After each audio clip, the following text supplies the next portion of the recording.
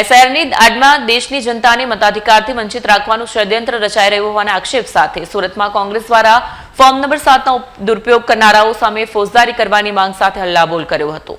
Special incentive revision એટલે કે SIR હેઠળ ચાલી રહેલી પ્રક્રિયા દરમિયાન મતાધિકાર છીનવવાનું ષડયંત્ર રચનાર તત્વો સામે લોકપ્રતિનિધિત્વ ધારા હેઠળ કાર્યવાહી કરવા સુરત શહેર કોંગ્રેસ દ્વારા માંગ કરવામાં આવી છે। આ મુદ્દે કોંગ્રેસના આગેવાનોએ હલ્લાબોલ કાર્યક્રમ આપીને ચૂંટણી શાખાને જગાડવાનો પ્રયત્ન કર્યો છે। તંદુરસ્ત લોકશાહી પ્રણાલીમાં મતદાતાને તેના મતાધિકારથી વંચિત રાખવાનો પ્રયત્ન કરનાર લોકશાહીના હિતશત્રુઓએ કોઈપણ પ્રકારના પુરાવા વિના ફોર્મ નંબર 7નો દુરુપયોગ કર્યો છે, જેની કોંગ્રેસ પાર્ટી નિંદા કરે છે। આવા ફોર્મ ભરનાર તમામ વિરુદ્ધ લોક પ્રતિનિધિત્વ અધિનિયમ 1950ની કલમ 31 હેઠળ કાર્યવાહી કરવામાં આવે, જેમાં ખોટું નિવેદન આપનારને 1 વર્ષ સુધીની જેલની સજાની જોગવાઈ છે। જેથી કોંગ્રેસ દ્વારા થયેલી માંગણીનો ત્વરિત અમલ કરી યોગ્ય દાખલો બેસાડવામાં આવે, જેનાથી ભવિષ્યમાં આ પ્રકારની ચેષ્ટા ન થઈ શકે અને ભારતની લોકશાહી સતત ધબકતી રહે। સાથે કહ્યું હતું કે ડ્રાફ્ટ યાદી પ્રસિદ્ધ થયા બાદ ભારતીય જનતા પાર્ટીના આગેવાનો દ્વારા ફોર્મ નંબર 7 રજૂ કરવામાં આવ્યા હતા, પરંતુ જાગૃત મુખ્ય વિપક્ષ કોંગ્રેસ દ્વારા ભાજપની પોલ પકડી પાડવામાં આવ્યા બાદ કેટલાક વર્ષાદી દેડકાઓને ફરિયાદ પરત ખેંચવાની ફરજ પડી હતી। એટલે ખોટી રીતે ફોર્મ 7 ભરનાર એક પણ શખ્સને બક્ષવામાં ન આવે તેવી માંગ કોંગ્રેસ દ્વારા કરવામાં આવી હતી। જેવા પઠાણ છે અમે આજે ફોર્મ નંબર 7ના વિરુદ્ધ અમે આવેદન પત્ર આપવામાં આવ્યું।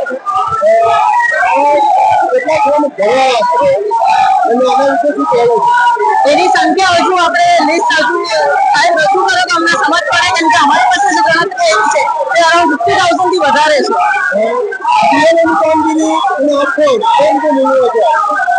બીએલઓની કામગીરી અને આ ઇન્ટરકનેક્ટેડ છે, કેમ કે ફોર્મ નંબર 7 બીએલઓ થકી જે લોકોએ વિરોધ અરજી કરી છે તે લોકોના પાસે ગઈ છે। ખાસો ફરક પડશે। આજે તમે જો 50,000થી વધુ અગર મત અધિકારો છીનવાઈ ગયા હોય ને તો એના અંદર 35,000 કેટલી અગર રહી શકે વોટિંગમાં। હર્ષદ જરીવાલા, જોઈન્ટ સેક્રેટરી ગુજરાત પ્રદેશ કોંગ્રેસ। સુરત કલેક્ટરના આવવાનું કારણ છે કે 1.5 મહિનાનો સતત પ્રયત્ન પછી 48 લાખ વોટર્સમાંથી 12 લાખ વોટર્સોને બાદ કરવામાં આવ્યા, 36 લાખ લોકોને મેપિંગ કરવામાં આવ્યા। બીએલઓ, સેક્ટર, ઈઆરઓ અને એઆરઓ સતત ઘરે ઘરે ફરીને એક ડેટા ભેગો કર્યો અને એક મેપિંગ કરીને એક આંકડો આપ્યો કે 36 લાખ લોકો ઓકે છે।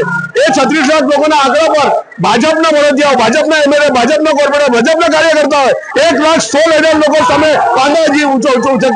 જે લોકો બીએલઓ જયારે ઘરે ઘરે ફરીને એક સાચી ચિતા લાવ્યો હોય, કેટલા લોકોને બીએલઓ બલિદાન હોય, તો શું અધિકારીઓ ખોટા છે કે ભાજપના કાર્યકર્તાઓ સાચા છે?